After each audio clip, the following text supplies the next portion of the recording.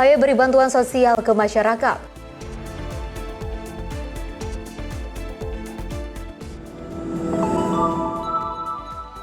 Ruang kelas darurat untuk pembelajaran di PD Jaya.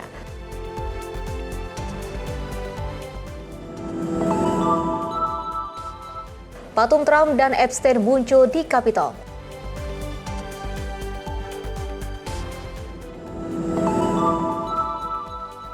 Terpergok mencuri, pemuda habisi nyawa nenek 77 tahun.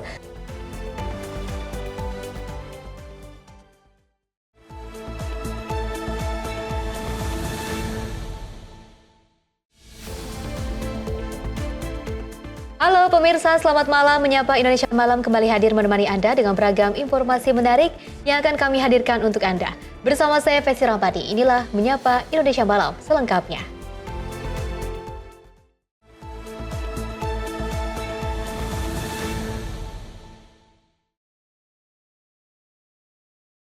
Pemirsa, kita awali dengan berita utama di mana Menko Infrastruktur dan Pembangunan Kewilayahan RI Agus Harimurti Yudhoyono didampingi oleh Yusuf Hamka atau Bapak Alun membagikan bantuan sembako. Bantuan diberikan kepada seluruh laporan masyarakat termasuk komunitas Tionghoa sekitar Masjid Bapak Alun Tol Depok Antasari.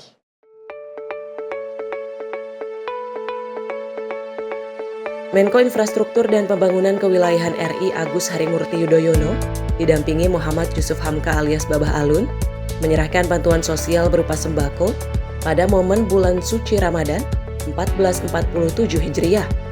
Sembako dibagikan kepada rekan-rekan ojek online, siswa sekolah, komunitas Tionghoa dan masyarakat sekitar di Masjid Babah Alun Desa Rik, Cilandak, Jakarta Selatan, Rabu siang. Agus Harimurti Yudhoyono menyampaikan bahwa kegiatan ini merupakan solidaritas kemanusiaan dengan semangat berbagi antar sesama dalam momen bulan suci Ramadan yang penuh dengan keberkahan. Dan masyarakat yang ada di sekitar sini, termasuk tadi menghadirkan komunitas Ojo, termasuk juga masyarakat keturunan Tionghoa, komunitas Tionghoa yang hadir dari Cianjur, dari Sukabumi, termasuk dari Jakarta sendiri. Semangatnya adalah tentu terus kita berbagi dan membangun solidaritas kemanusiaan di bulan suci Ramadan yang penuh dengan keberkahan ini. Tentu ini adalah panggilan kita semua. Hal ini juga merupakan upaya dalam membantu mengurangi beban bagi masyarakat yang membutuhkan. Dari Jakarta, jurnalis Info TV melaporkan. Selain itu, pemirsa, Menhan RI Safri Samsudin juga melaksanakan rapat bersama Menteri Kehutanan RI Raja Juli Antoni di kantor Kementerian Kehutanan Jakarta pada 11 Maret 2026. Pertemuan tersebut membahas berbagai hal terkait pelaksanaan tugas Satuan Tugas Penertiban Kawasan Hutan.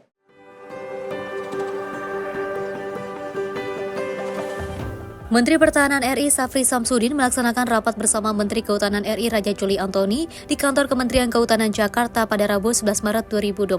Dalam rapat tersebut dibahas sejumlah isu strategis guna memperkuat kolaborasi antara Kementerian Pertahanan dan Kementerian Kehutanan. Beberapa di antaranya meliputi proses pengurusan persetujuan penggunaan kawasan hutan untuk kepentingan pertahanan, strategi penguatan tata kelola kehutanan melalui transformasi digital, serta peningkatan kapasitas pengawasan kawasan hutan melalui penambahan personil polisi kehutanan. Menhan Safri menekankan pentingnya koordinasi yang lebih intensif antara Kemenhan dan juga Kemenhut mengingat dinamika tugas Satgas PKH di lapangan. Selain itu, Menhan juga menegaskan pentingnya sinergi kedua kementerian dalam mendukung arahan Presiden, termasuk rencana integrasi polisi kehutanan ke dalam komponen cadangan melalui pelatihan bela negara. Rapat tersebut turut dihadiri Jampitsus, Kejaksaan Agung RI, Kasum TNI, Kabalogham Kemhan, serta sejumlah pejabat dari Kementerian Kehutanan. Tim redaksi Simpo TV melaporkan. Pemirsa, Kementerian Pendidikan Dasar dan Menengah Kemendikdasmen menyiapkan sejumlah aturan pembatasan penggunaan gawai bagi siswa di sekolah dalam perlindungan anak PP Tunggu Anak Siap atau TUNAS. Dalam kesempatan yang sama, Sekretaris Kabinet Teddy Indrawijaya juga mengajak para orang tua untuk berperan aktif melindungi anak dari potensi bahaya media sosial. Usai menggelar rapat koordinasi tindak lanjut peraturan pemerintah nomor 17 tahun 2025 tentang tata kelola penyelenggaraan sistem elektronik dalam perlindungan anak atau PP TUNAS Rabu sore, Menteri Pendidikan Dasar dan Menengah Abdul Muti mengatakan bahwa kementeriannya telah menerbitkan peraturan Mendikdasmen nomor 6 tahun 2026 yang mengatur penerapan budaya sekolah yang aman dan nyaman bagi anak. Upaya tersebut dilakukan dalam rangka membangun budaya sekolah yang menumbuhkan suasana saling menghormati, mendukung keberhasilan belajar, serta menjadikan sekolah sebagai rumah kedua bagi anak. Aturan tersebut menjadi bagian dari dukungan terhadap kebijakan pemerintah yang membatasi penggunaan media sosial dan gawai bagi anak di bawah usia 16 tahun. Dalam implementasinya, Kementerian Dikdasmen memperkenalkan konsep 3S untuk mengatur penggunaan perangkat digital di lingkungan sekolah, yakni konsep screen time, yakni pengaturan waktu penggunaan gawai oleh siswa agar tak berlebihan, screen break, yakni kebiasaan mengistirahatkan mata dan tubuh setelah menggunakan perangkat digital dalam waktu tertentu, serta screen zone, yakni kesepakatan mengenai area tertentu di sekolah yang memperbolehkan atau melarang penggunaan gawai. Mendukung sepenuhnya pelaksanaan PP Tunas dan telah menerbitkan Peraturan Mendikdasmen nomor 6 tahun 2026 tentang membangun budaya sekolah yang aman dan nyaman. Upaya ini kami lakukan dalam rangka membangun budaya sekolah yang di situ tumbuh suasana yang saling menghormati, saling memuliakan, dan saling mendukung untuk keberhasilan belajar dan menjadikan sekolah sebagai rumah yang kedua bagi anak-anak kita. Dan itu semua merupakan penjabaran dari PP Tunas yang menjadi referensi dari Peraturan Dikdasmen tersebut. Pelaksanaan budaya sekolah yang aman dan nyaman dikembangkan dengan tata kelola dan edukasi serta kolaborasi peran seluruh warga sekolah dengan menerapkan 9 asas utama, yaitu humanis, komprehensif, partisipatif, kepentingan terbaik bagi anak, non-diskriminatif, inklusif, keadilan dan kesetaraan gender, harmonis dan berkelanjutan. Dalam kesempatan yang sama, Sekretaris Kabinet Teddy Indrawijaya mengajak para orang tua untuk berperan aktif melindungi anak dari potensi bahaya media sosial melalui Peraturan Pemerintah Nomor 17 Tahun 2025 tentang tata kelola penyelenggaraan sistem elektronik dalam perlindungan anak atau PP Tunas. Nanti ke depan, kami semua memohon kerjasama dari seluruh masyarakat, dari seluruh orang tua, dari adik-adik, anak-anak, dan tentunya rekan-rekan pers media ke depan untuk dapat memaksimalkan dan agar peraturan pemerintah ini terkait PP Tunas, tungguan Naskiap dapat berjalan dengan maksimal dan manfaat dan tujuannya dapat berdampak baik bagi seluruh generasi. Keterlibatan aktif orang tua menjadi kunci keberhasilan kebijakan tersebut dalam melindungi generasi muda dari dampak negatif penggunaan media sosial yang tidak tepat. Dari Jakarta, Dio Malau, Sinpo TV melaporkan. Pemirsa, Wakil Ketua Komisi 10 DPR lalu Hadrian Irfani mengungkapkan pihaknya mendukung penuh terkait dengan kebijakan Kementerian Komunikasi dan Digital terkait pembatasan akses sosial media bagi anak-anak. Dirinya menilai kebijakan tersebut ini menjadi langkah konkret pemerintah dalam melindungi sekaligus menciptakan ruang digital yang lebih aman bagi anak-anak.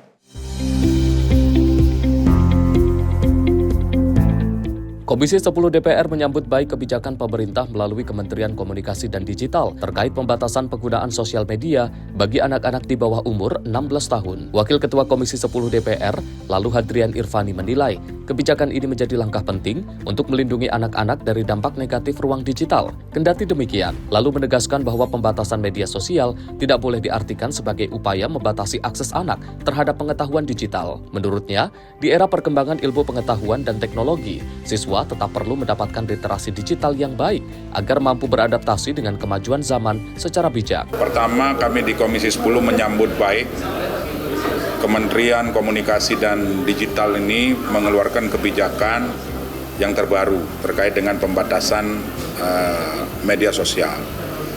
Kenapa? Karena hari ini kita tahu bahwa banyak kejadian-kejadian, peristiwa-peristiwa yang terjadi khususnya di lingkungan sekolah yang notabene anak-anak kita ini berusia 16 tahun ke bawah itu melakukan kekerasan-kekerasan, baik kekerasan fisik, kekerasan verbal maupun kekerasan seksual. Ternyata setelah didalami mereka terpapar oleh literasi digital yang tidak baik. Nah itu.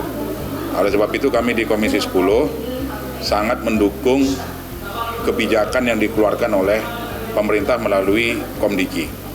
Nah, oleh sebab itu juga kami berharap kepada Kementerian Pendidikan Dasar dan Menengah menyambut baik ini. Tetapi dengan catatan bahwa kita juga bukan berarti menguburkan literasi digital yang ada. Di era perkembangan ilmu pengetahuan dan teknologi ini, siswa-siswi kita, anak-anak kita di usia sekolah juga sangat penting untuk terus beradaptasi dengan perkembangan ilmu pengetahuan dan teknologi. Dari Jakarta, Fahrizal Davarizkiano, Sinpo TV, melaporkan. Pemirsa, Dewan Perwakilan Rakyat menggelar sidang paripurna ke-16 masa persidangan 4 tahun sidang 2025-2026 di Kompleks Parlemen Senayan, Jakarta. Dalam rapat ini beragendakan penetapan calon anggota Dewan Komisioner Otoritas Jasa Keuangan dan penetapan RUU Hak Cipta Kerja serta RUU PPRT menjadi usul inisiatif DPR. Dewan Perwakilan Rakyat menggelar sidang paripurna ke-16 masa persidangan 4 tahun sidang 2025-2026 di Kompleks Parlemen Senayan, Jakarta. Rapat didampingi langsung oleh Ketua DPR Puan Maharani dengan didampingi Wakil Ketua DPR lainnya, Dasko, Saad Mustafa, dan Sari Yuliati. Adapun sidang paripurna beragendakan penetapan anggota Dewan Komisioner OJK, penetapan RUU Pengelolaan Keuangan Haji yang menjadi usul inisiatif Komisi 8 DPR. Selain itu, penetapan rancangan Undang-Undang Perlindungan Pekerja Rumah Tangga dan RUU Hak Cipta Kerja menjadi usul inisiatif DPR hingga penetapan keanggotaan Pansus RUU Daerah Kepulauan.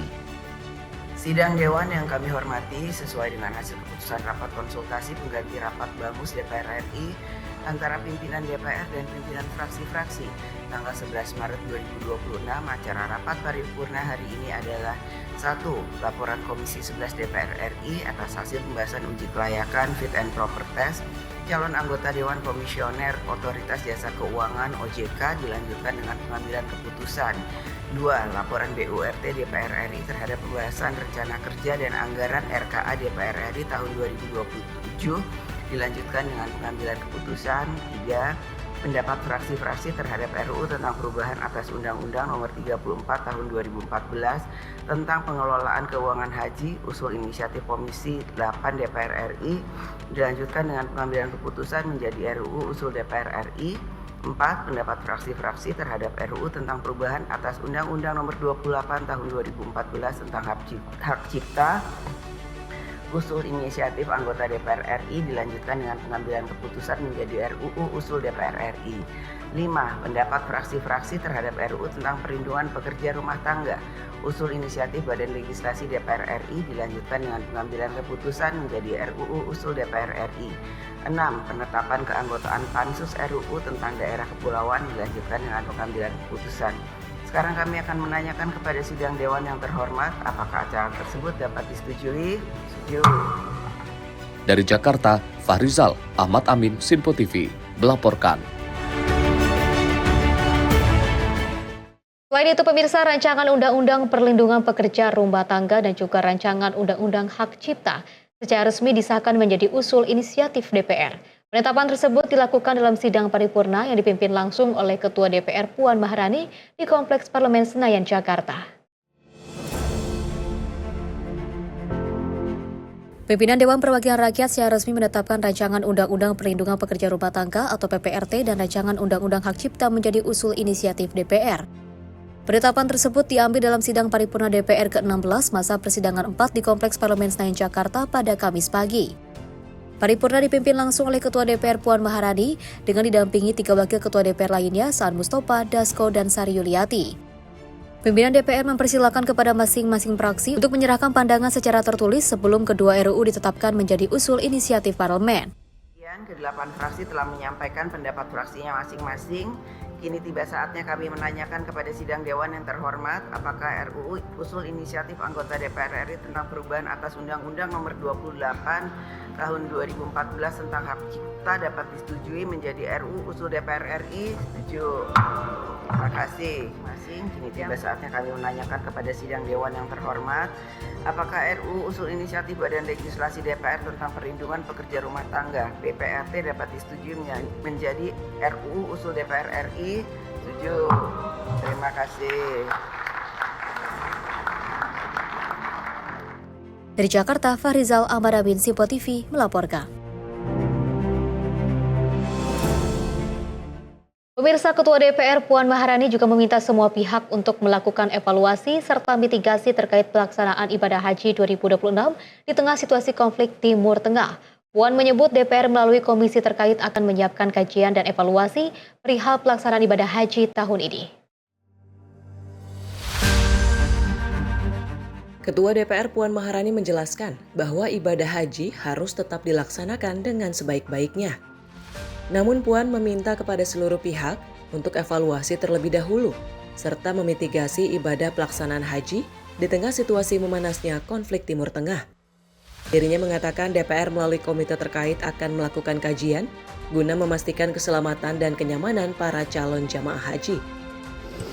Ya, yang pertama terkait dengan haji, tentu saja dengan situasi geopolitik global seperti ini, apapun masalah atau hal terkait dengan ibadah itu harus tetap bisa dilaksanakan dengan sebaik-baiknya. Namun kami juga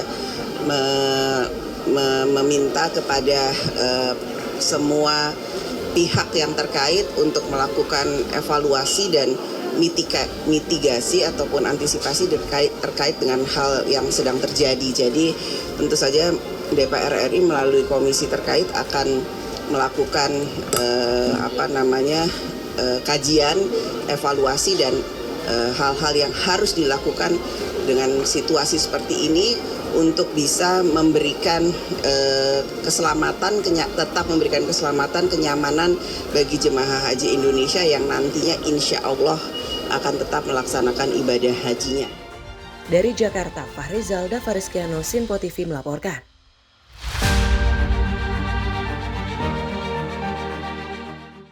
Pemirsa, pemerintah mengawal kepulangan jemaah umroh Indonesia yang juga tertahan di Arab Saudi akibat penjadwalan ulang penerbangan.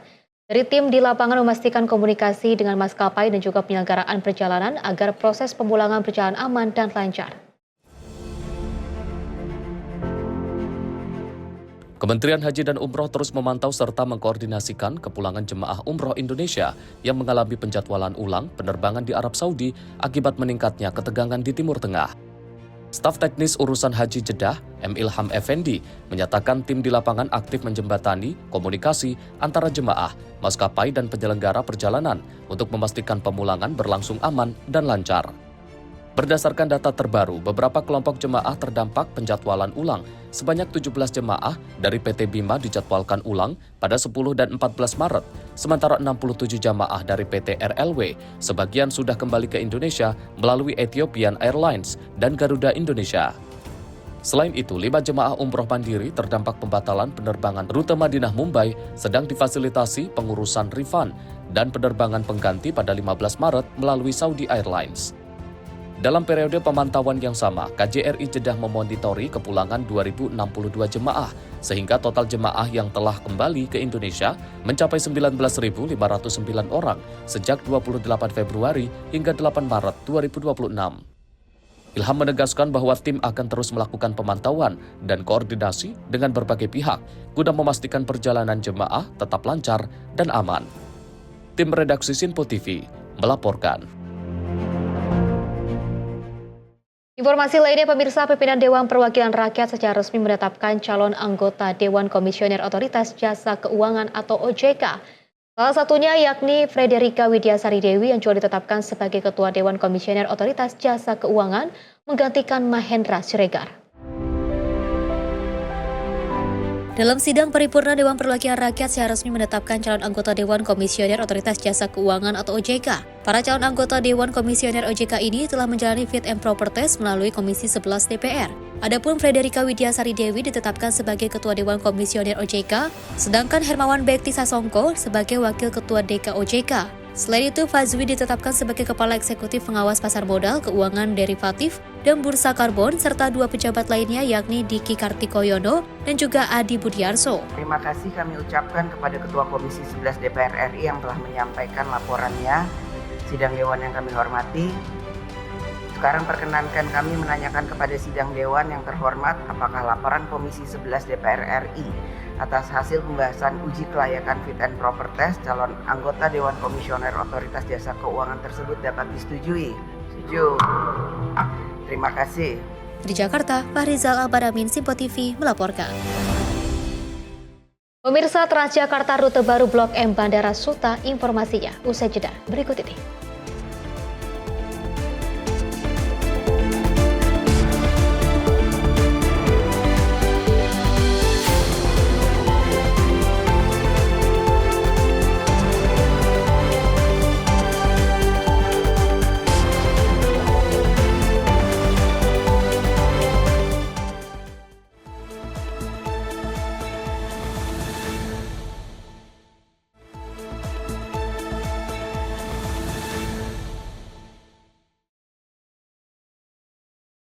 Terima kasih pemirsa, Anda masih bersama kami dan kita lanjutkan informasinya.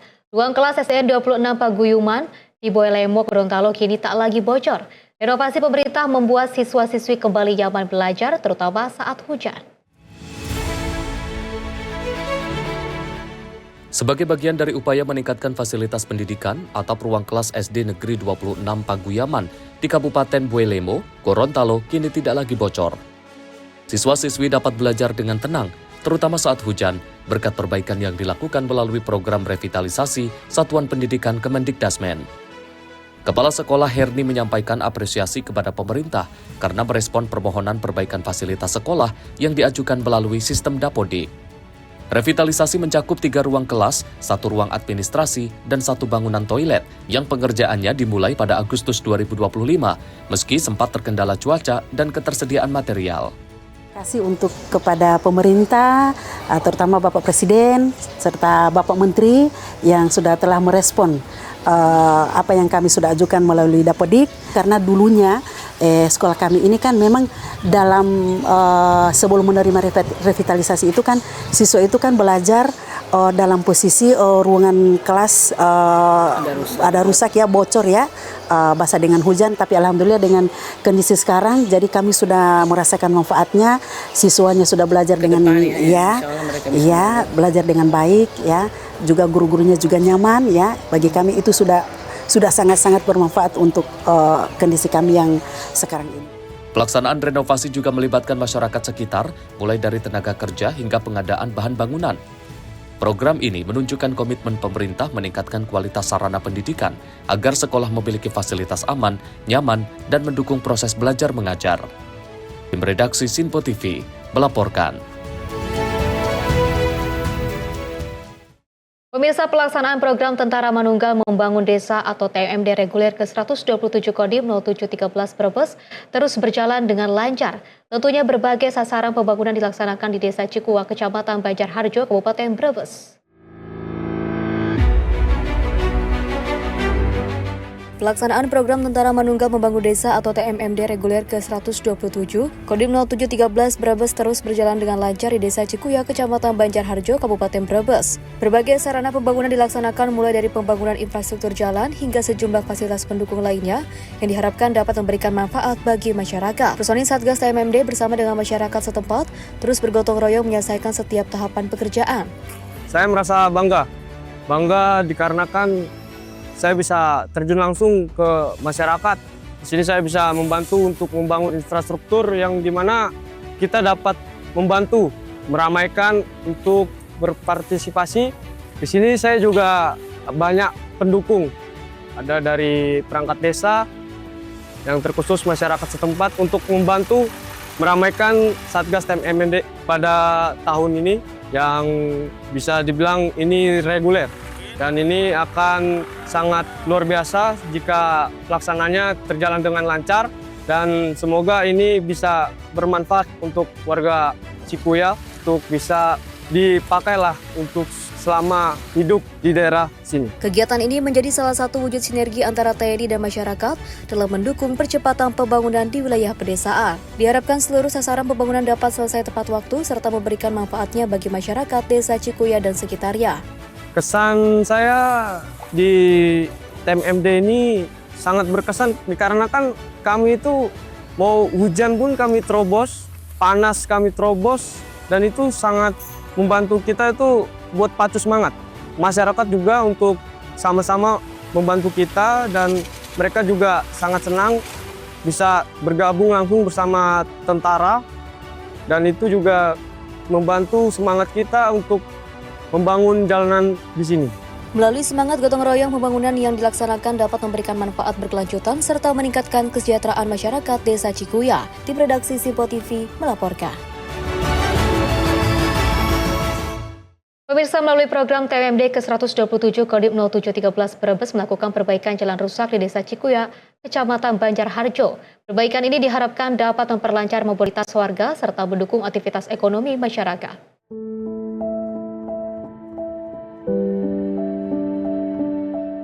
Kondisi jalan di Desa Cikuya, Kecamatan Banjarharjo, Kabupaten Brebes selama ini menjadi kendala bagi aktivitas masyarakat.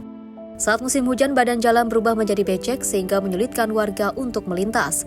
Jalan tersebut merupakan salah satu akses penting bagi warga untuk menjalankan berbagai aktivitas mulai dari kegiatan ekonomi hingga kegiatan sosial. Kalau ada hujan, jalan becek, pernah kepleset, saya kalau gandong itu jagung apa panenan, sangat susah sekali.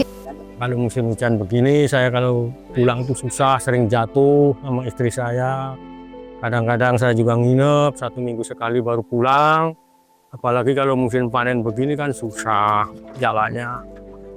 Yang saya sedih itu kalau masalah biaya transportasinya, Pak. Itu terlalu mahal.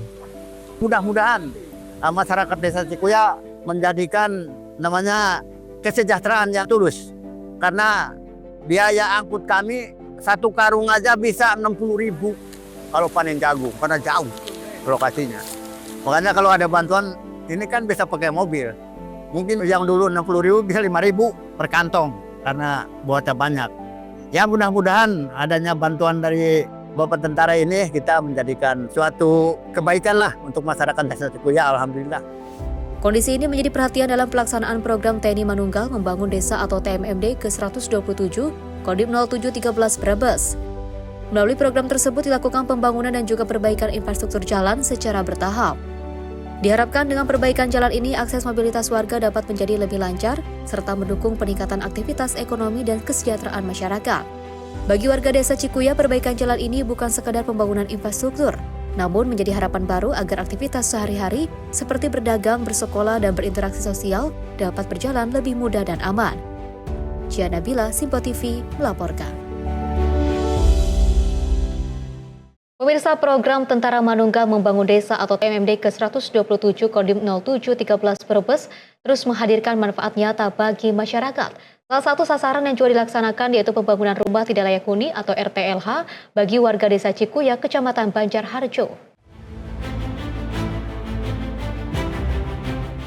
Pembangunan rumah tidak layak huni atau RTLH menjadi salah satu sasaran fisik dalam program TMMD ke-127 Kodim 0713 Brebes. Pekerjaan dilaksanakan oleh personil Satgas TMMD bersama masyarakat setempat melalui semangat gotong royong. Melalui kegiatan ini, rumah warga yang sebelumnya dalam kondisi tidak layak huni direhabilitasi agar menjadi lebih layak dan aman untuk ditempati. Program rehabilitasi RTLH ini diperuntukkan bagi warga yang benar-benar membutuhkan sebagai salah satu prioritas pembangunan dalam TMMD. Enak warga sini, selalu kompak untuk kerja.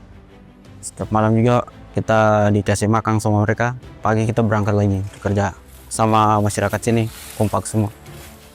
Kendala di sini kalau pas hujan banjir di sini kan, sungainya dekat, di rumahnya tenggelam semua. Kalau tidak hujan baru kita kerja lagi.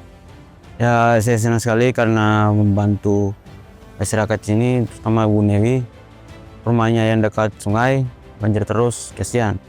Berarti kita membantu buat rumahnya biar dia tinggalnya nyaman dan rumahnya terlalu dirawat.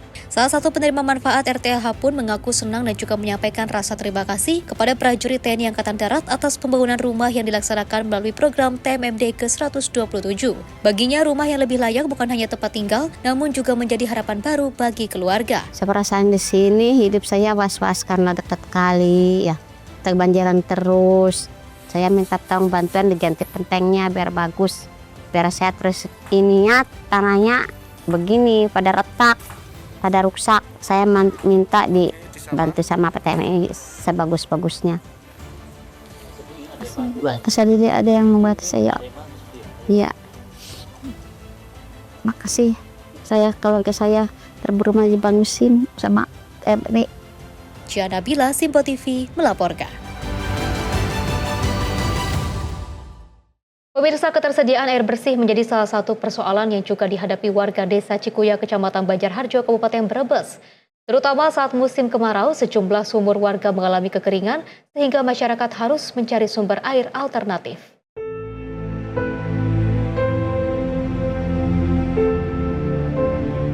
Keterbatasan air bersih membuat sejumlah warga Desa Cikuya harus mengantre sejak dini hari untuk mendapatkan air guna memenuhi kebutuhan sehari-hari. Kondisi tersebut terutama terjadi saat musim kemarau, ketika sumur-sumur milik warga mengalami kekeringan.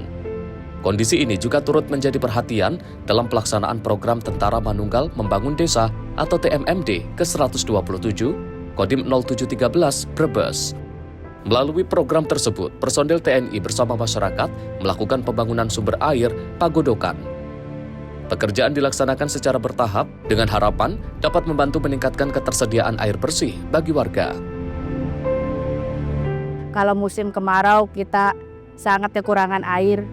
Sumur-sumur di sini pada kering, yang ada tinggal yang ini aja satu. Itu juga ngambilnya harus bergantian. Kita harus bangun paling pagi, dari jam 1 pagi sudah banyak yang ngantri. Kalau sampai pagi, airnya pada nggak kebagian. Kalau musim kemarau, suka nggak ada air di sumur-sumur. Suka susah cari airnya. Jadi yang ada air itu cuma di sini. Di sini juga harus bergantian ambil airnya. Harus dari malam-malam. Kalau udah siang ya nggak kebagian air. Susah. Warga di Cikuya itu masalah air kalau musim kemarau itu agak kurang. Kadang-kadang ada yang kering walaupun dalamnya udah 9 meter itu kadang-kadang ada yang kering. Enggak merata begitu 9 meter dapat air enggak. Masih ada yang kurang lah, sekitar 10 meter lebih barangkali. Apalagi masalah air buat di sawah nggak ada sama sekali kalau musim kemarau. Sumber air di sini yang namanya Pagodokan itu, kalau musim hujan sih banyak airnya, tapi kalau musim kemarau tetap kurang itu. Kalau buat warga itu bagus sekali itu ada tampungan air di sini, kan bisa membantu ini. Pembangunan sumber air ini diharapkan menjadi solusi bagi masyarakat, terutama saat musim kemarau tiba. Selain memenuhi kebutuhan air rumah tangga, keberadaan sumber air tersebut juga diharapkan dapat mendukung aktivitas warga serta meningkatkan kualitas kehidupan masyarakat di Desa Cikuya. Jihan Nabila, Sinpo TV, melaporkan.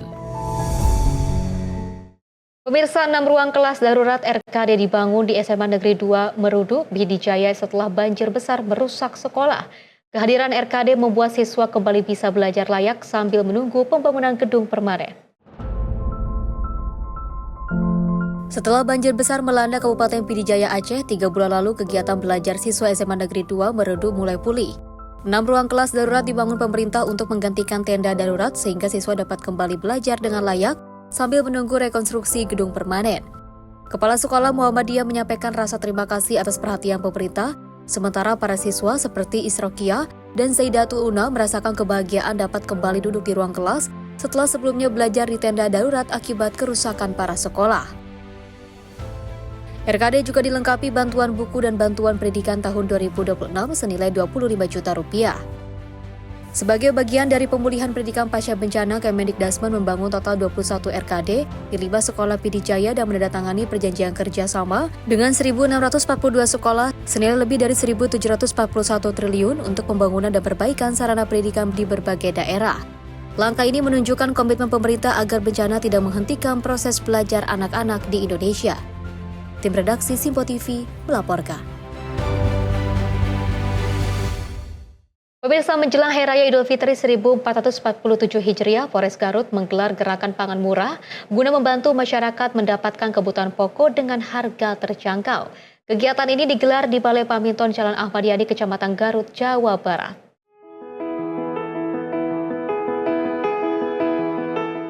Antrian warga nampak memadati lokasi gerakan pangan murah yang digelar Polres Garut, Jawa Barat. Kegiatan ini digelar sebagai upaya membantu meringankan beban masyarakat, sekaligus menjaga stabilitas harga dan ketersediaan bahan pokok menjelang Hari Raya. Dalam kegiatan ini, berbagai komoditas pangan dijual dengan harga yang lebih murah dibandingkan harga pasar. Bahkan sebagian di bawah harga eceran tertinggi atau HET serta harga acuan pemerintah. Sejumlah bahan pokok yang disediakan antara lain cabai, bawang merah, bawang putih, wortel, tomat, dan timun. timun yang dijual seharga Rp5.000 per paket. Selain itu, tersedia juga telur ayam, beras premium, beras SPHP, minyak kita, daging ayam, tepung terigu, serta gula pasir yang dijual dengan harga relatif murah per kilogram. Mayoritas warga yang mengantri lebih banyak membeli kebutuhan pokok, beras, minyak goreng, dan tepung terigu.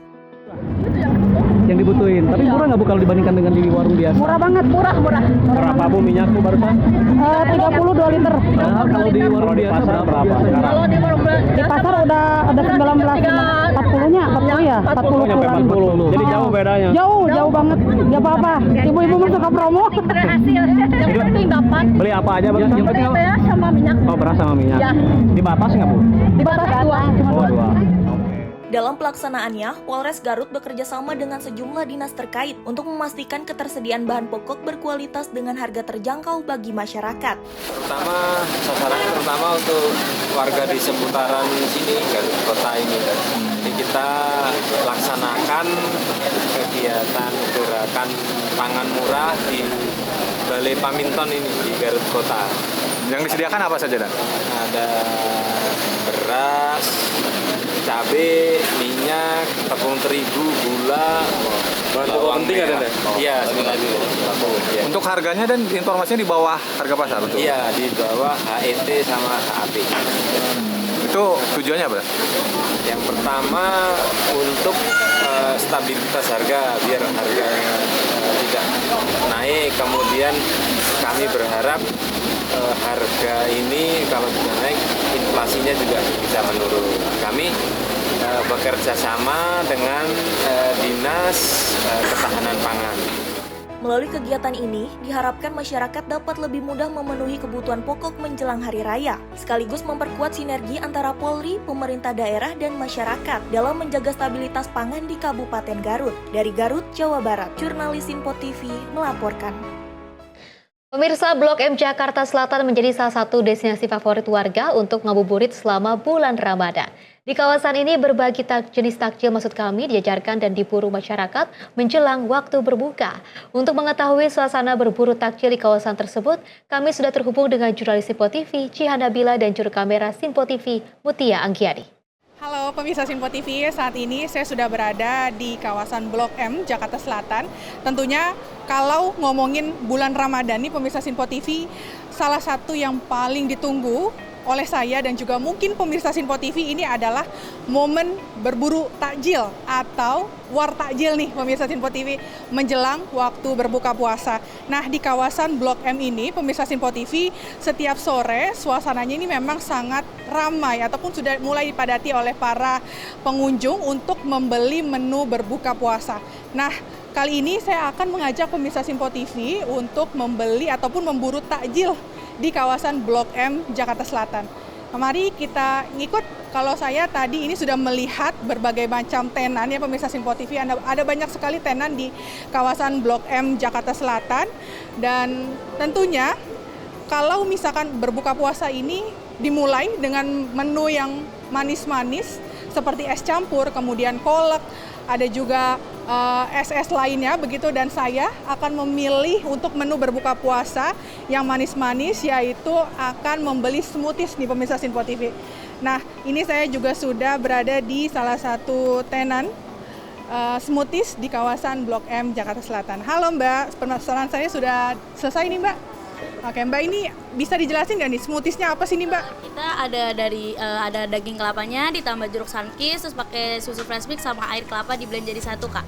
Oke Mbak, boleh dijelasin nggak sih ini banyak menu nih Mbak, ini paling best seller itu apa aja nih Mbak? Ada coconut mix berry, dia jadi pakai daging kelapa, strawberry, blueberry sama raspberry, di blend pakai air kelapa juga sama susu fresh mix. Oke Mbak, ini kan ada tambahan keju nih, ini memang tambahannya atau bagaimana? Iya, ini free dari sini, mau pakai atau enggaknya bebas, boleh atau enggak. Makasih banyak ya Mbak. Oke, nih pemirsa Simpo TV, ini satu menu berbuka puasa yang saya beli, yaitu minuman manis, yaitu smoothies begitu ya pemirsa Simpo TV. Nah, selain minuman, ini saya akan mengajak pemirsa Simpo TV untuk membeli makanan, yaitu ini ada semacam makanan dari Jepang, ada takoyaki begitu pemirsa Simpo TV. Dan daripada penasaran, kita langsung aja datang ke tenannya takoyaki nih pemirsa Simpo TV. Halo Mas, pesanan saya sudah atau belum nih? Oke, ini pemirsa Simpo TV ternyata lagi dibuat takoyaki untuk menu berbuka puasa saya. Mas, ini dibuatnya takoyaki itu dari apa aja sih Mas? Sebenarnya kita dari tepung terigu Kak, ada tepung cakra juga, maizena. Untuk di dalam isiannya itu gurita dan sosis. Kakak tinggal boleh request salah satu aja di dalamnya. Oke, berarti ini sesuai sama ini ya, kesukaan dari ininya ya, selera lah ya, selera ya. Nah, berarti kalau saya ini dibuatinnya nih isinya apa aja nih Mas? Ini kakak kita yang isian dalam itu lagi memakai gurita. Gitu. Nanti di atas takoyakinya baru ada pilihan saus garisnya sesuai selera kakak. Makasih banyak ya Mas, saya tunggu ya Mas ya. Nah, begitulah pemirsa Simpo TV, ini tadi sedang Masnya lagi memasak begitu ya takoyaki, dan saya tentunya juga masih menunggu untuk menu berbuka puasa saya. Pilihan saya yaitu takoyaki dan juga smoothies. Dan pemirsa Simpo TV yang ingin membeli atau bingung masih membeli menu berbuka puasa, ini bisa langsung aja datang ke daerah Blok M, Jakarta Selatan. Demikian informasi yang dapat kami sampaikan dari Jakarta. Jihan Nabila dan juga juru kamera Muti Anggiani, Simpo TV melaporkan. Pemirsa, untuk mengurai kemacetan di wilayah Jakarta, Gubernur DKI Jakarta Pramono Anung tentunya meresmikan rute baru bus Transjakarta tujuan Blok M Bandara Soekarno-Hatta di Terminal Bus Blok M Kebayoran Baru, Jakarta Selatan. 14 armada bus disiapkan untuk rute baru tersebut dengan tarif sebesar Rp3.500.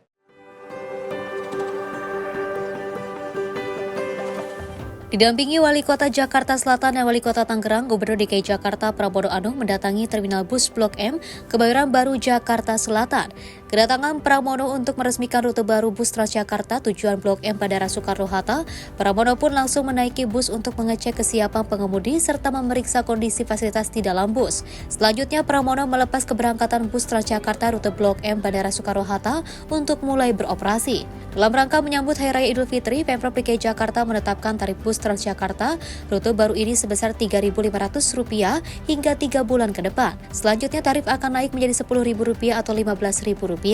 Tarif ini jauh lebih rendah dari tarif transportasi lainnya yang menuju Bandara Soekarno-Hatta. Rute SA2 Blok M ini, pemerintah DKI Jakarta sudah memutuskan selama 3 bulan, terutama dalam rangka menyambut Idul Fitri, kami akan menetapkan tarifnya tetap Rp3.500 selama 3 bulan ini.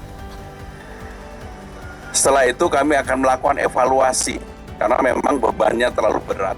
Gubernur DKI Jakarta berharap dengan adanya rute baru ini dapat mengurangi kemacetan di wilayah Jakarta. Pasalnya masyarakat yang hendak menuju Bandara Soekarno-Hatta mayoritas menggunakan mobil pribadi. Dari Jakarta, jurnalis Simpo TV melaporkan. Selain itu, pemirsa, Menteri Perhubungan RI Dudi Purwagani memimpin rakor lintas sektor untuk memastikan kelancaran mobilitas mudik tahun 2026. Bersama dengan berbagai pemangku kepentingan, evaluasi dan mitigasi terus dilakukan untuk pastikan kesiapan sarana dan prasarana transportasi di lapangan.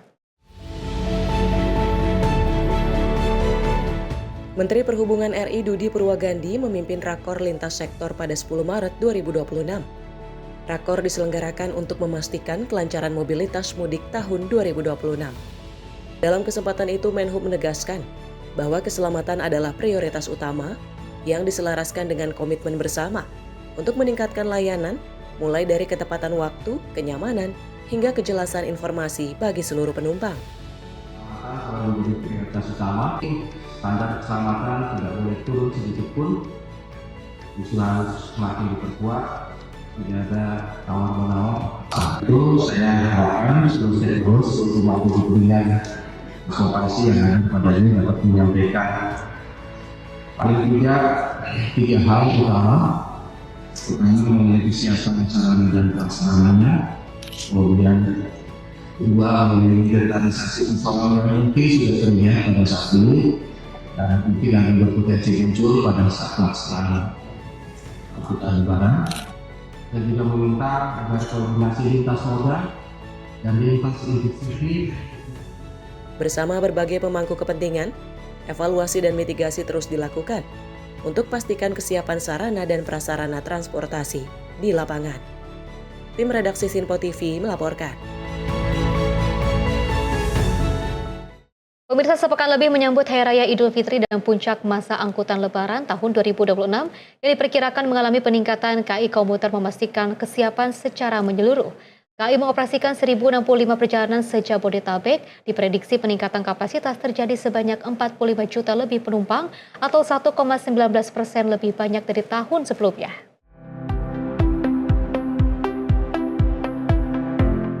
Guna mengantisipasi lonjakan penumpang di masa angkutan Lebaran 2026 yang diprediksi mengalami peningkatan dari tahun sebelumnya, VP Corporate Sekretari KAI Komuter, Karina Amanda, KAI Komuter memastikan kesiapan secara menyeluruh mulai dari sarana dan prasarana, yakni mengoperasikan sebanyak 1.065 perjalanan se-Jabodetabek dan lintas Merak 14 per hari dan 70 perjalanan KA Bandara Soekarno-Hatta lantaran diprediksi adanya peningkatan kapasitas sebanyak 45 juta lebih penumpang atau 1,19% lebih banyak dari tahun sebelumnya. Peningkatan tersebut mulai dari perjalanan ke Merak 1,3% penumpang, Bandara Soekarno-Hatta 3,1%. Khususnya untuk komuter lain di wilayah Jabodetabek, komuter lain Merak, dan komuter lain Bandara Soekarno-Hatta. Jadi di periode angkutan Lebaran ini, khususnya pada masa posko angkutan Lebaran, kami akan laksanakan selama 18 hari. Itu akan dimulai di tanggal 13 Maret 2026 sampai dengan tanggal 30 Maret 2026. Secara kapasitas, kami akan mengoperasikan untuk komuter lain Jabodetabek sebanyak 1.065 perjalanan KA per hari. Ini ada peningkatan 2 KA dibandingkan angkutan Lebaran di tahun 2025, di mana di 2025 kami menjalankan 1.063 KA. Nah, untuk tambahan 2 KA itu beroperasi untuk lintas Rangkas Bitung dan Tanah Abang. Kemudian untuk komuter lain lokal Merak, ini kita tetap mengoperasikan 14 KA per hari. Sedangkan untuk komuter lain KA Bandara Soekarno-Hatta, kami akan mengoperasikan 70 KA per hari. Jadi ada peningkatan juga dibandingkan angkutan Lebaran di tahun 2025, di mana di tahun 2025 kami mengoperasikan 64 KA per hari. Nah, secara volume penumpang, ini kami proyeksikan memang akan ada peningkatan di angkutan Lebaran tahun 2026, di mana untuk komuter lain Jabodetabek, ini kami proyeksikan kami akan mengangkut sedikitnya 45 juta penumpang dalam periode angkutan Lebaran. Ini ada peningkatan sekitar 1,19% dibandingkan angkutan Lebaran di 2025. Sedangkan untuk komuter lain lokal Merak, ini juga kami proyeksikan ada peningkatan sekitar 1,3. Selain itu juga, untuk keselamatan, kenyamanan, dan keamanan penumpang, KCI akan menambahkan petugas atau personel dari petugas keamanan, masinis, dan petugas loket. Di Jabodetabek lebih dari 5.000 personil, Stasiun Merak lebih dari 200 personil, dan KA Bandara Soekarno-Hatta 100 personil. Dari Jakarta, Dio Malau, Sinpo TV, melaporkan. Pemirsa, menjelang arus mudik Lebaran 2026, pengelola Terminal Guntur Garut, Jawa Barat mulai menyiapkan armada bus guna mengantisipasi peningkatan penumpang. Di antaranya petugas menyiapkan kendaraan cadangan agar tidak ada penumpang yang terlantar.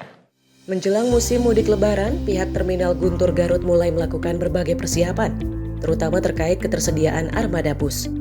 Saat ini terdapat sekitar 100 lebih armada bus yang disiapkan untuk melayani perjalanan para pemudik. Selain itu, petugas juga menyiapkan sekitar 25 unit kendaraan cadangan untuk mengantisipasi terjadinya lonjakan penumpang.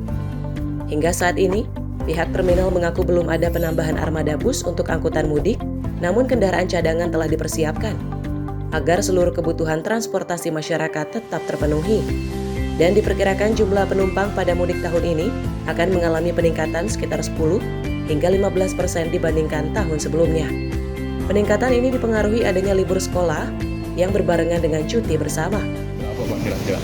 Diperkirakan dari karena Bakti 36 dan di 16 dari Prima Jasa 101 dengan cadangan jumlah keseluruhan ada 25 cadangan. Kalau angkutan Lebaran sekarang. Kalau prediksi sendiri Pak, prediksi sendiri akan meningkat dibanding tahun kemarin atau? Prediksi sementara akan meningkat karena kebetulan sekarang ada libur yang satu berbarengan dengan sekolah, kedua ada cuti bersama dan Imlek atau apa kalau nggak salah. Jadi diperkirakan ada kenaikan 10-15%. Secara persiapan apa saja Pak yang disiapkan di terminal ini Pak? Sarana prasarana untuk troli, toilet, musola, dan yang lainnya, ruang tunggu penumpang keberangkatan kedatangan tentunya kita siapkan dengan maksimal untuk menyambut angkutan. Prediksi Pak, kedatangan penumpang harus mudik prediksi tanggal berapa gitu? Prediksi tanggal 18-19. Jadi Hamin berapa? Hamin 3. Oh, dari Hamin 3. Hamin 3 sekarang sudah libur. Berarti Pak armada ada penambahan ya Pak ya untuk apa? Untuk sementara armada belum ada penambahan, tapi untuk cadangan sudah kita siapkan kalau ke TTR. Yang penting tidak ada penumpang yang terlantar. Sementara puncak arus mudik diperkirakan akan terjadi pada H-3 Lebaran atau sekitar tanggal 18 hingga 19 Maret mendatang. Dari Garut, Jawa Barat, jurnalis Info TV melaporkan. Pemirsa, pihak pengelola Terminal Bus Kalideres Jakarta Barat ini menggelar rem cek atau uji kelayakan bus armada Lebaran. Petugas menemukan sejumlah bus yang belum dilengkapi perlengkapan keselamatan.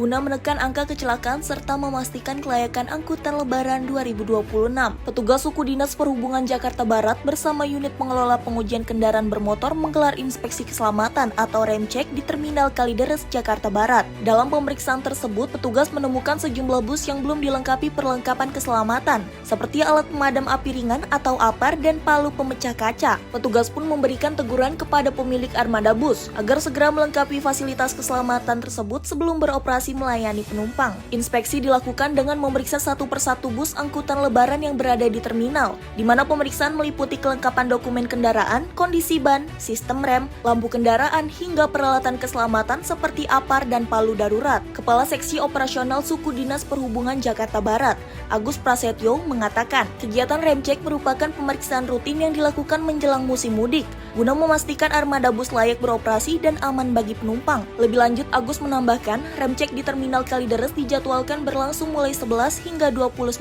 Maret 2026 mendatang. Hari ini kita mengadakan giat ram cek yang dilakukan dari tugas pengujian Daung Angke, kemudian difasilitasi oleh Cutter.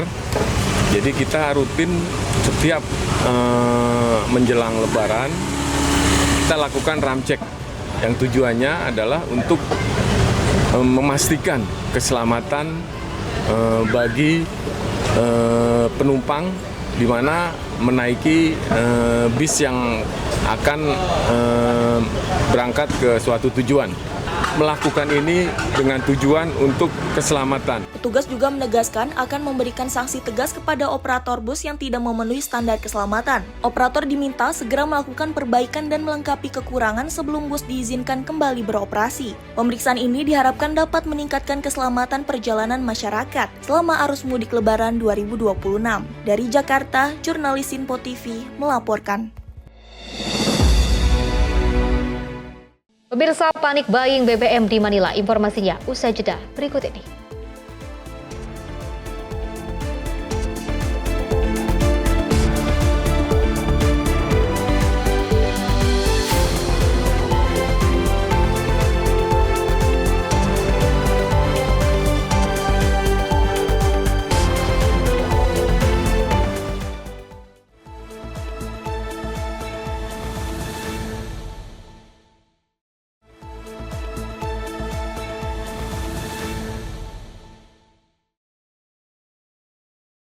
Terima kasih pemirsa, Anda masih bersama kami dan kita lanjutkan informasinya.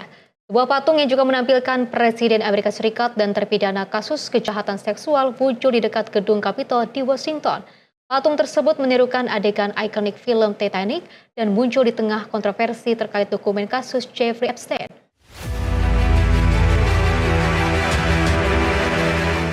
Inilah rekaman yang menunjukkan sebuah patung berwarna emas berdiri di luar United States Capitol di Washington DC. Patung setinggi sekitar 12 kaki itu menampilkan Donald Trump dan Jeffrey Epstein dalam pose ikonik film Titanic. Dalam patung tersebut, Trump digambarkan sebagai Jack, sementara Epstein digambarkan sebagai Rose. Sebuah plakat di dasar patung bertuliskan judul The King of the World, serta narasi yang menyinggung hubungan persahabatan antara Trump dan Epstein. Instalasi ini dibuat oleh kelompok anonim bernama The Secret Handshake, yang sebelumnya juga membuat sejumlah instalasi kritis terhadap Trump dan Epstein di sekitar Capitol. Patung tersebut dijadwalkan akan dipajang hingga 13 Maret 2026. Kemunculan patung ini terjadi di tengah pertanyaan terhadap penanganan dokumen terkait Epstein oleh Departemen Kehakiman Amerika Serikat. Sejumlah file yang berkaitan dengan dugaan terhadap Trump dilaporkan hilang dari basis data publik. Namun Departemen Kehakiman menyatakan file tersebut tidak sengaja terhapus, melainkan terlewat akibat kesalahan kode sistem. Jeffrey Epstein meninggal di dalam penjara pada 2019 saat menunggu proses persidangan atas dakwaan perdagangan seksual. Sebelumnya, ia pernah mengaku bersalah atas kasus prostitusi termasuk melibatkan anak di bawah umur. Sementara itu, Donald Trump telah berulang kali membantah melakukan pelanggaran apapun dan penyebutan namanya dalam dokumen tidak serta-merta menunjukkan adanya tindak pidana. Tim redaksi Sinpo TV melaporkan. Pemirsa, Iran merilis rekaman yang juga menunjukkan peluncuran misil balistik ke langit malam sebagai bagian dari operasi militer yang disebut True Promise 4. Teheran juga menyebut serangan tersebut sebagai gelombang ke-40 dalam rangkaian operasi balasan terhadap Israel dan Amerika Serikat.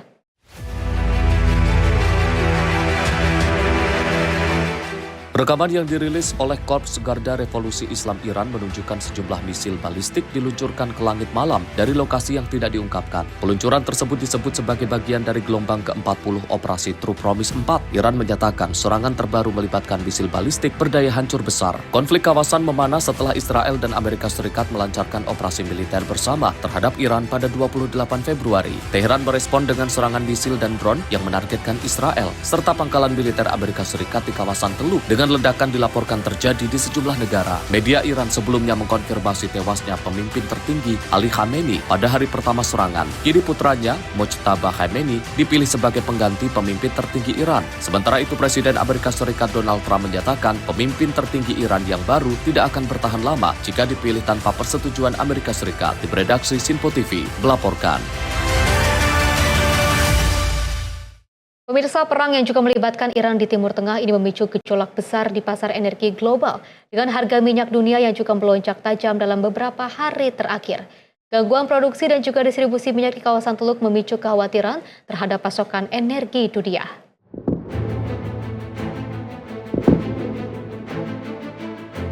Harga minyak Brent patokan internasional sempat melonjak hingga $119 per barel. Level tertinggi sejak perang Rusia dan Ukraina pada 2022. Namun harga tersebut kemudian turun kembali di bawah $90 per barel. Setelah Presiden Amerika Serikat Donald Trump menyatakan konflik tersebut mungkin segera berakhir. Meski demikian, harga minyak masih jauh lebih tinggi dibanding sebelum perang dimulai pada 28 Februari lalu. Konflik di kawasan Teluk telah mengganggu produksi dan distribusi energi global, termasuk lalu lintas kapal tanker di Selat Hormuz, jalur strategis yang dilalui sekitar 1/5 pasokan minyak dunia. Ancaman serangan rudal dan drone membuat banyak kapal tanker menunda atau menghentikan perjalanan mereka melintasi selat tersebut. Sementara itu, sejumlah negara produsen minyak di Teluk seperti Irak, Kuwait, dan Uni Emirat Arab juga dilaporkan mengurangi produksi akibat kendala ekspor. Para ahli energi menyebut situasi ini sebagai salah satu guncangan pasokan minyak terbesar dalam sejarah yang dapat memicu kenaikan harga energi dan tekanan inflasi di berbagai negara berbagai belahan dunia. Kondisi tersebut diperkirakan akan memberikan dampak luas terhadap ekonomi global, termasuk kenaikan harga bahan bakar, biaya transportasi, serta tagihan energi masyarakat di seluruh dunia. Tim redaksi Sinpo TV melaporkan. Pemirsa, aksi protes ini terjadi di Australia saat sejumlah orang berusaha untuk menghentikan bus yang diduga mengangkut tim sepak bola wanita Iran. Insiden ini terjadi di luar hotel tempat tim tersebut menginap.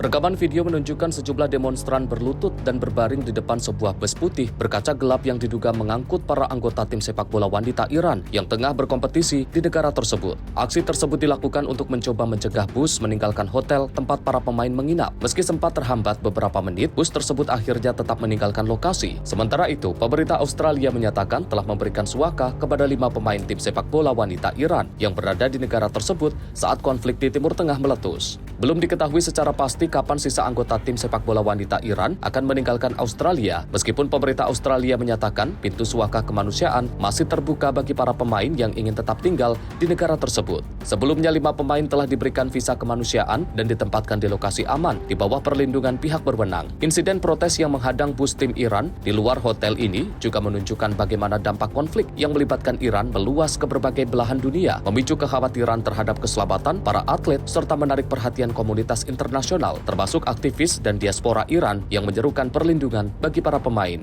Tim redaksi Sinpo TV melaporkan. Pemirsa, pengendara memadati SPBU di Metro Manila, Filipina menyusul kekhawatiran kenaikan harga bahan bakar di tengah memanasnya konflik di Timur Tengah. Tentunya antrian panjang kendaraan terlihat di sejumlah SPBU saat warga berlomba mengisi tangki sebelum potensi kenaikan harga terjadi.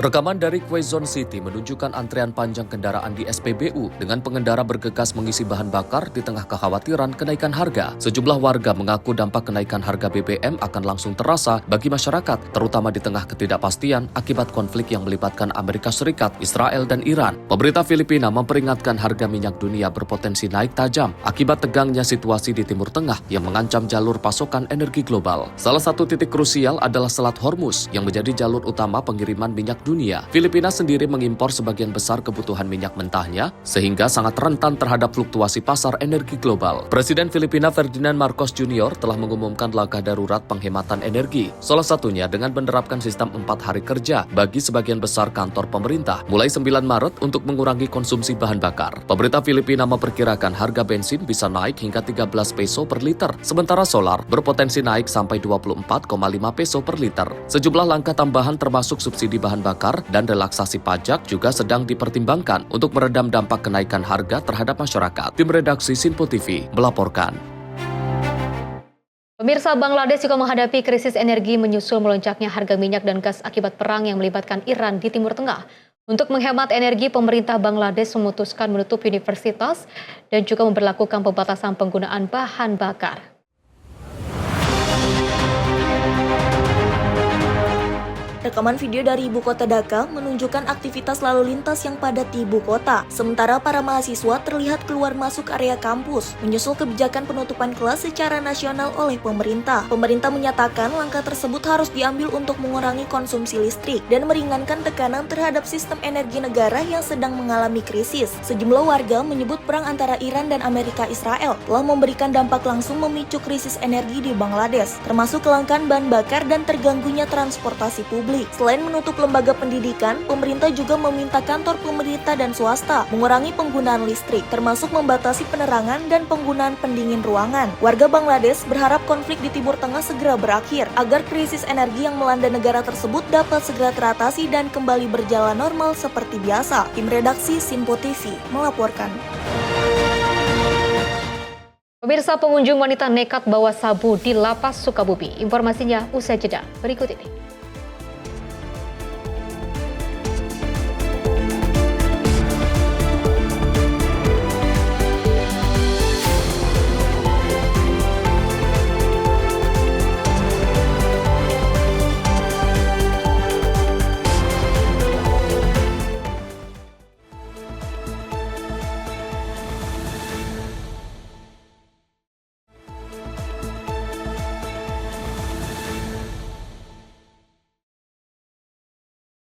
Pemirsa, Anda masih menyaksikan Menyapa Indonesia Malam dan kita lanjutkan informasinya.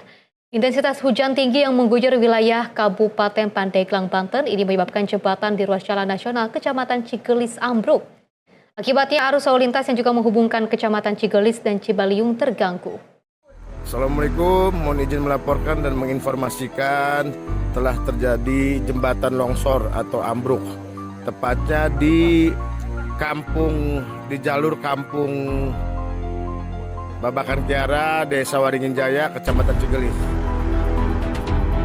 Rekaman video amatir memperlihatkan kondisi pasca ambruknya jembatan di ruas jalan nasional Kampung Babakan Kiara, Desa Waringin Jaya, Kabupaten Pandeglang pada Senin 9 Maret 2026 malam.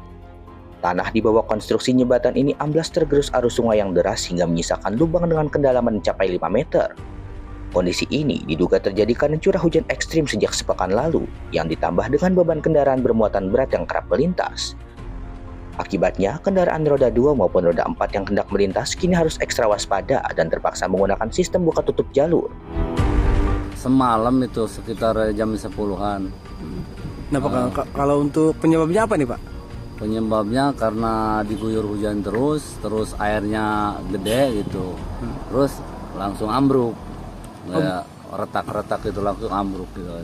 Ya pengennya sih maunya seperti semula lagi, bagus lagi gitu biar aktivitas kendaraan jalan lancar seperti itu.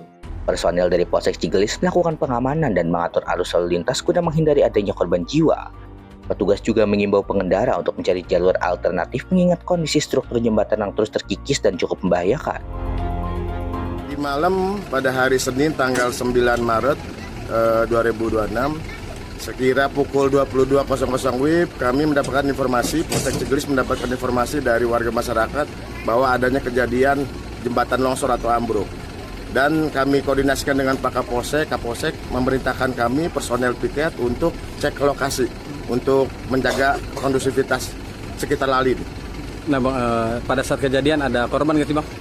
Alhamdulillah pada saat kejadian sampai dengan saat ini tidak ada korban, tapi kami tetap memantau situasi. Untuk himbauan dimohon kepada warga masyarakat pengendara roda 4 yang khususnya bermuatan tonnase berat agar tidak melewati jalur jalan raya Kecamatan Cigelis ini, agar mencari jalur alternatif seperti jalur Tanjung Lesung yang ingin arah menuju Cibaliung maupun arah menuju ke Panimbang agar mencari jalur alternatif.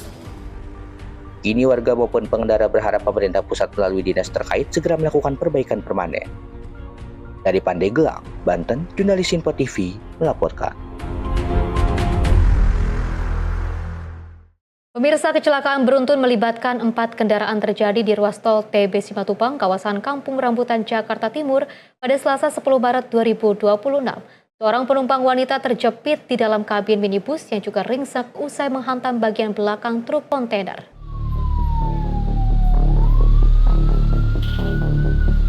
Kecelakaan beruntun yang melibatkan 3 unit minibus dan 1 kendaraan truk kontainer membuat arus lalu lintas ruas tol TB Simatupang dari arah Kampung Rambutan menuju Ragunan, Jakarta Selatan lumpuh total pada Selasa 10 Maret 2026 sore. Minibus angkutan daring mengalami rusak parah pada bagian depan. Seorang penumpang wanita terjepit di dalam rangka mobil yang ringsek akibat benturan. Petugas tol bersama tim pemadam kebakaran segera mengevakuasi korban menuju rumah sakit terdekat guna mendapatkan perawatan intensif.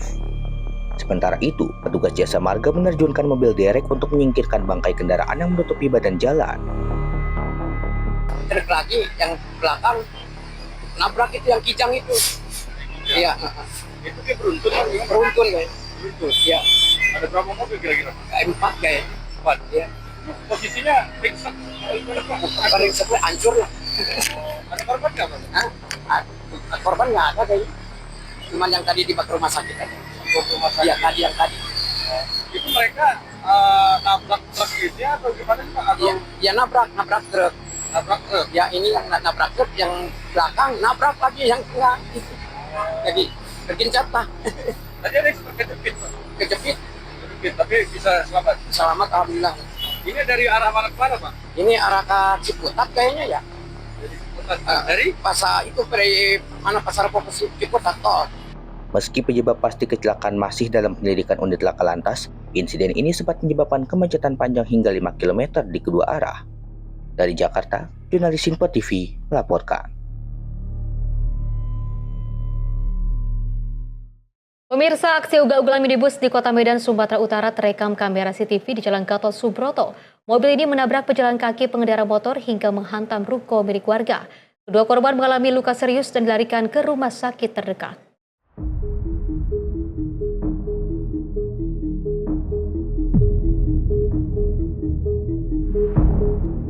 Rekaman CCTV memperlihatkan detik-detik minibus hilang kendali dan menghantam seorang wanita yang sedang menunggu angkutan umum di tepi jalan. Minibus juga menabrak seorang pengendara motor sebelum akhirnya menabrak pintu ruko milik warga. Seorang wanita pejalan kaki dan pemotor mengalami luka serius dan dilarikan ke rumah sakit terdekat guna mendapatkan perawatan medis. Kasat Lantas Polrestabes Medan, AKBP Imade Parwita mengatakan, insiden bermula saat minibus berusaha berbalik arah di Jalan Gatot Subroto. Namun, diduga karena pengemudi tidak dapat mengontrol kendaraannya, mobil justru meluncur tidak terkendali ke arah trotoar dan pemukiman. Dari hasil pemeriksaan masih kita dalami, ada informasi-informasi yang bersangkutan dalam pengaruh alkohol, tapi juga kami masih cek, masih dalami terkait informasi tersebut. Tapi memang dari hasil keterangan dari yang bersangkutan, karena lalainya dia, akhirnya terjadi kecelakaan itu. Bagian depan mobil dan pintu ruko warga rusak berat akibat benturan yang cukup keras. Pihak kepolisian kini masih melakukan pendalaman dengan meminta keterangan sejumlah saksi mata di lokasi kejadian guna proses hukum lebih lanjut. Dari Medan, Sumatera Utara, jurnalis Info TV melaporkan. Pemirsa, warga Jalan Menteng 7, Kota Medan digegerkan dengan penemuan jasad seorang wanita tanpa busana di dalam sebuah boks kontainer plastik pada Senin 9 Maret 2026.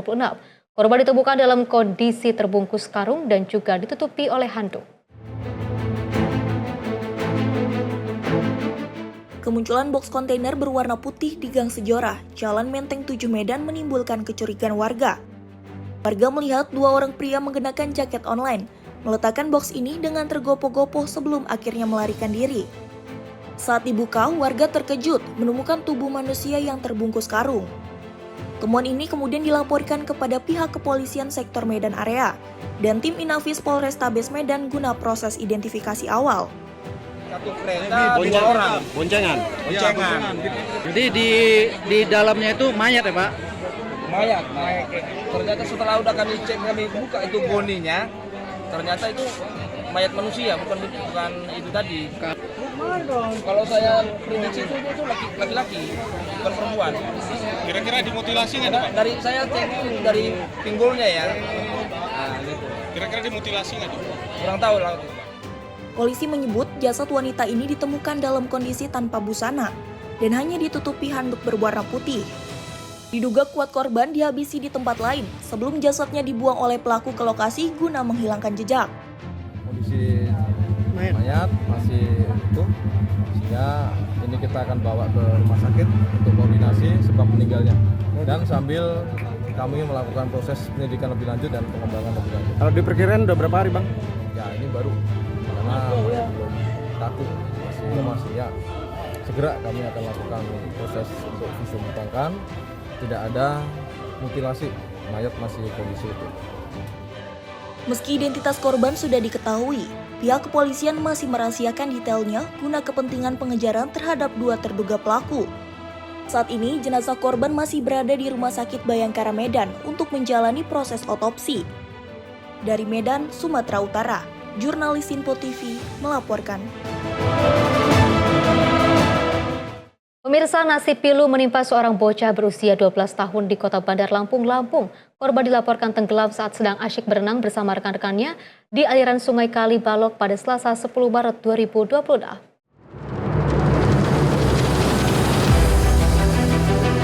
Seorang bocah berusia 12 tahun dilaporkan hilang terbawa arus di Sungai Kalibalok, Bandar Lampung. Kejadian bermula saat sedang berenang bersama 3 orang temannya. Korban diduga kelelahan hingga akhirnya tenggelam. Tim Rescue Basarnas Lampung yang menerima laporan menerjunkan personel untuk melakukan penyisiran di sekitar titik terakhir korban terlihat. Kondisi arus dan kedalaman sungai menjadi tantangan bagi petugas dalam proses pencarian. Setelah 3 jam, korban berhasil ditemukan tim SAR dalam kondisi sudah tidak bernyawa sekitar 250 meter dari lokasi awal dilaporkan tenggelam.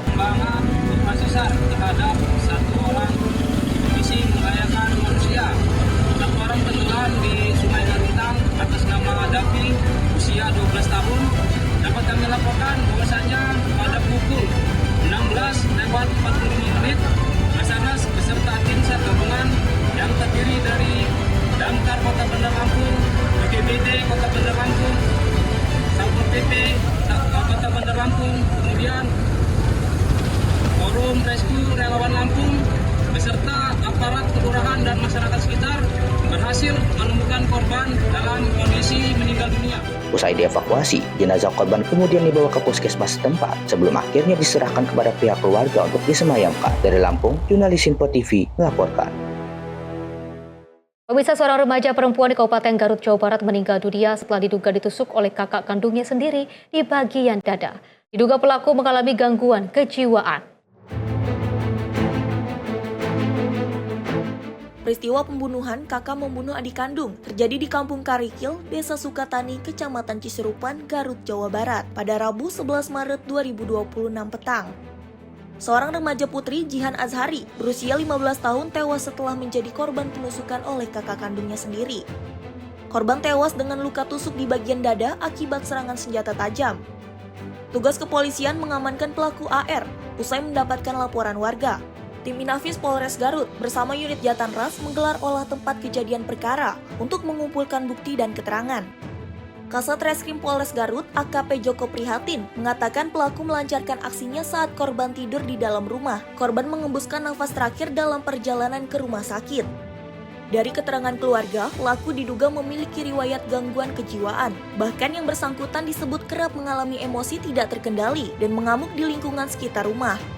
Kita dapat berita dari telepon dari Polsek Ciserupan, Kapolsek menelpon memang telah terjadi tindak pidana penusukan atau penganiayaan yang mengakibatkan meninggal dunia. Pembunuhan yang dilakukan oleh saudara RR, yang mana RR ini adalah kakak kandung korban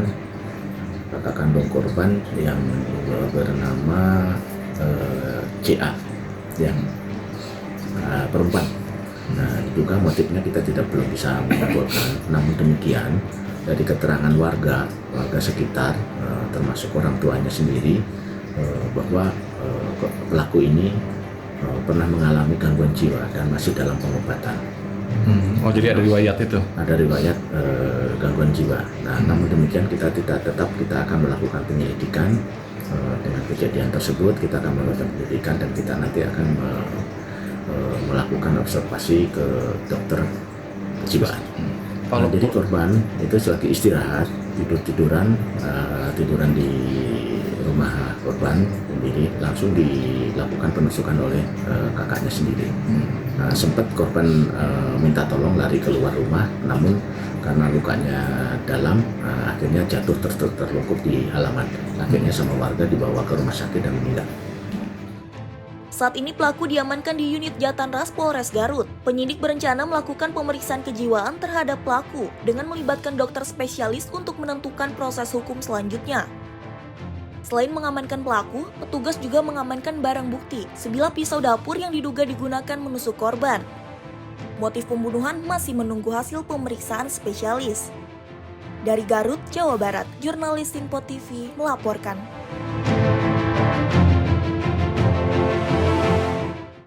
Peristiwa lainnya, pemirsa, Satuan Reserse Kriminal Polres Tapanuli Selatan meringkus seorang pemuda yang tega menganiaya seorang lansia berusia 77 tahun hingga tewas di Kecamatan Angkola Timur. Pelaku nekat menghabisi nyawa korban lantaran panik saat aksi mencurinya dipergoki korban.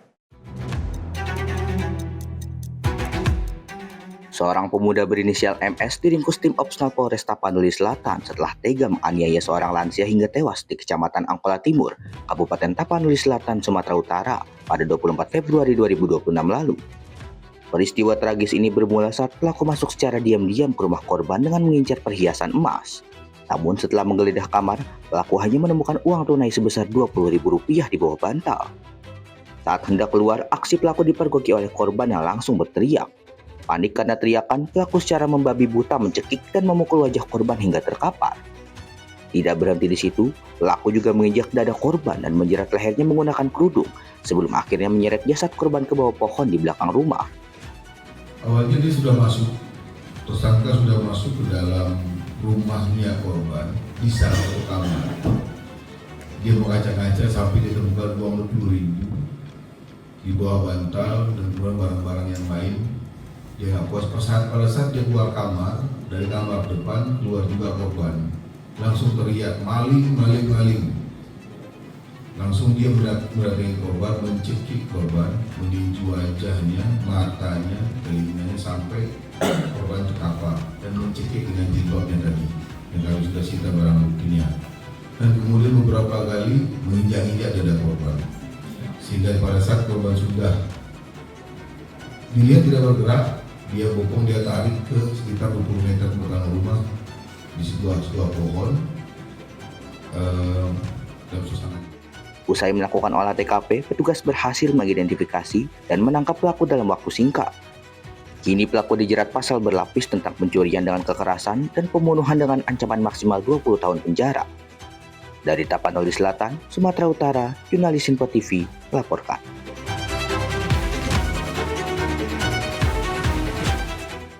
Pemirsa, petugas lapas kelas 2B Sukabumi berhasil menggagalkan upaya penyeludupan narkotika yang diduga jenis sabu pada layanan kunjungan tatap muka pada Rabu 11 Maret 2026.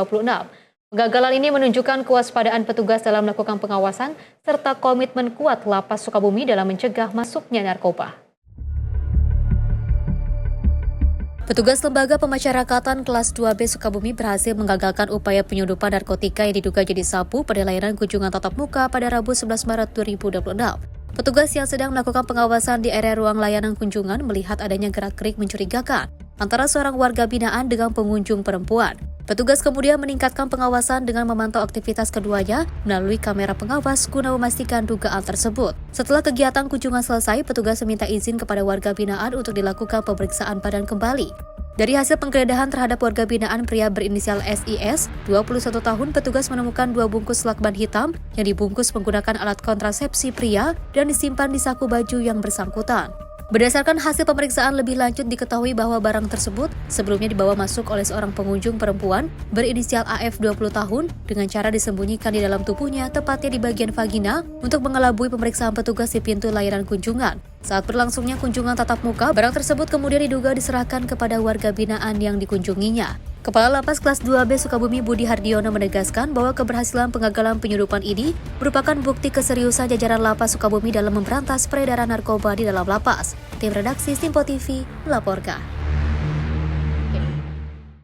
Pemirsa, Direktorat Reserse Narkoba Polda Banten membongkar modus baru peredaran narkotika dalam bentuk cairan rokok elektrik atau liquid vape.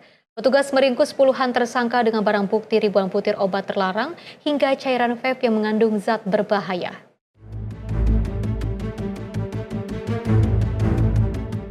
Rekaman video amatir memperlihatkan detik-detik saat anggota Ditres Narkoba Polda Banten meringkus sindikat pengedar sabu di wilayah Banten. Dari tangan para pelaku, petugas menemukan sejumlah paket sabu siap edar yang disembunyikan di dalam tas. Sejak Januari 2026, petugas telah menjaring 35 kasus dengan 54 tersangka. Polisi menemukan modus baru berupa 30 cartridge liquid vape mengandung narkotika jenis etomide. Para pelaku menjual satu paket liquid tersebut dengan harga antara 4 hingga 5 juta rupiah per unitnya. Saat ini beredar di pasaran narkotika jenis cair ini yang mengandung etomide, dan saat ini dari Permenkes sudah menerapkan bahwa narkotika ini adalah narkotika golongan 2. Jadi banyak digunakan oleh pengguna terutama Gen Z karena mereka senang narkotika ini dalam bentuk cair dan masuk dalam cartridge serta dimasukkan ke dalam alat vape itu. Vape ya. Selain liquid narkoba, polisi juga menyita 4,7 kg sabu serta 7,5 kg ganja. Atas perbuatannya, para tersangka dijerat Undang-Undang Narkotika dengan ancaman maksimal 20 tahun penjara hingga seumur hidup. Dari Serang, Banten, jurnalis Simpo TV melaporkan. Pemirsa, sejumlah orang tak dikenal menyerang sebuah toko kosmetik di kawasan Pasar Rebo, Jakarta Timur menggunakan petasan dan siraman oli bekas. Petugas kepolisian sektor Pasar Rebo ini langsung bergerak cepat melakukan penggerbekan usai aksi ini viral di media sosial.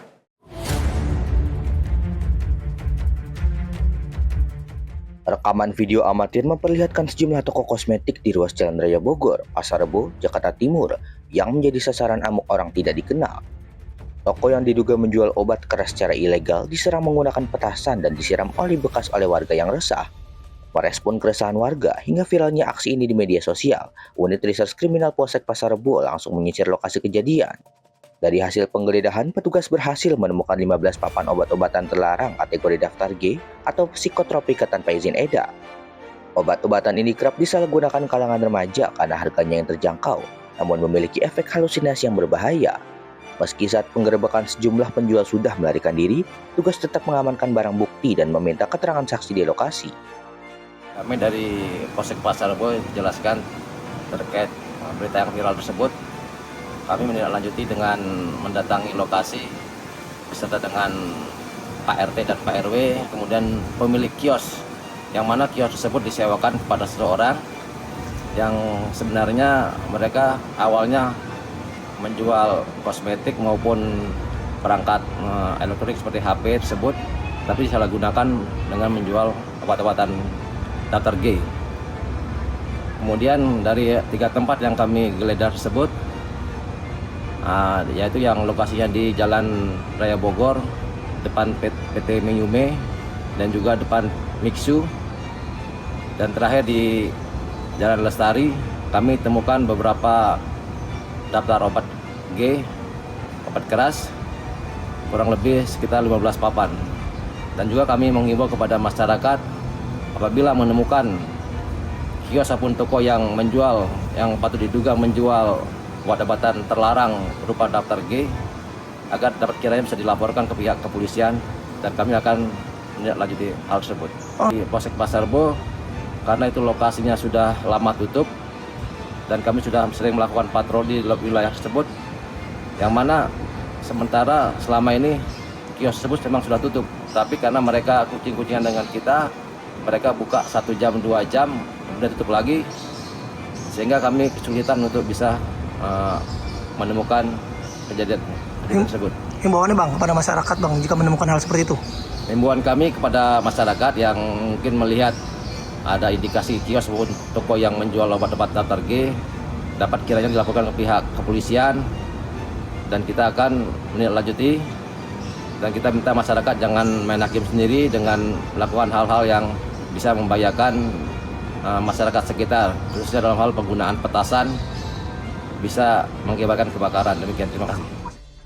Kini belasan papan obat tersebut telah diamankan ke Mapolsek Pasar Rebo guna penyelidikan lebih lanjut terkait jaringan pemasoknya.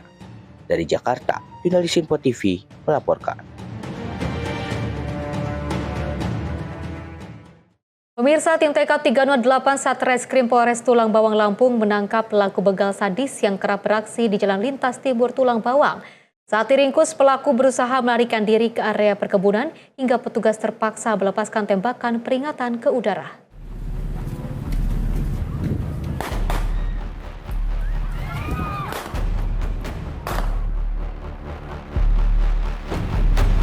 Rekaman video amatir memperlihatkan detik-detik petugas tim Tekap 308 Satreskrim Polres Tulang Bawang meringkus pelaku begal sadis di Jalan Lintas Timur.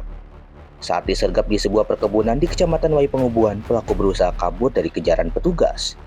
Pelaku berhasil ditangkap setelah petugas melepaskan tembakan peringatan ke udara. Dari hasil penyelidikan, pelaku diketahui telah beraksi di 4 lokasi berbeda di wilayah Tulang Bawang. Dalam setiap aksinya, pelaku tidak segan mengancam korbannya menggunakan senjata api.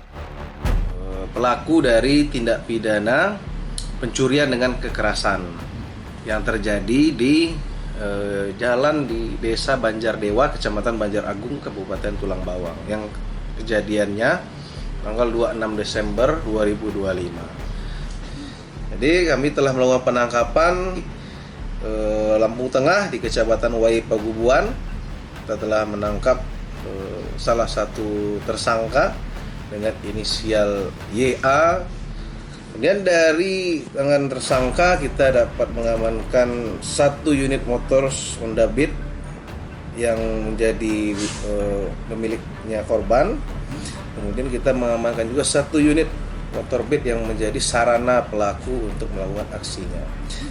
Jadi sebelum ini pun juga kami bersama Polsek Banjar Agung juga sudah menangkap pelaku satunya dengan inisial PE, yang saat ini keduanya sudah ditahan di ruang tahanan Polres Tulang Bawang. Dari pengakuan tersangka, ia juga sudah melakukan di 4 TKP lainnya. Di Tulang Bawang itu di Kecamatan Banjar Agung ada 2 TKP, di Tubaba di Kecamatan Gunung Terang ada 2 TKP. Polisi menyita barang bukti berupa sepeda motor hasil pencurian serta kendaraan yang digunakan pelaku saat beraksi. Saat ini, pelaku masih menjalani pemeriksaan intensif di Mapolres Tulang Bawang dan akan dijerat pasal pencurian dengan kekerasan. Dari Tulang Bawang, Lampung, Jurnalis Info TV melaporkan. Pemirsa, informasi tadi menutup perjumpaan kita malam ini. Saya Azhar Putra mewakili seluruh rekan kerja yang bertugas mengucapkan terima kasih. Selamat malam dan sampai jumpa.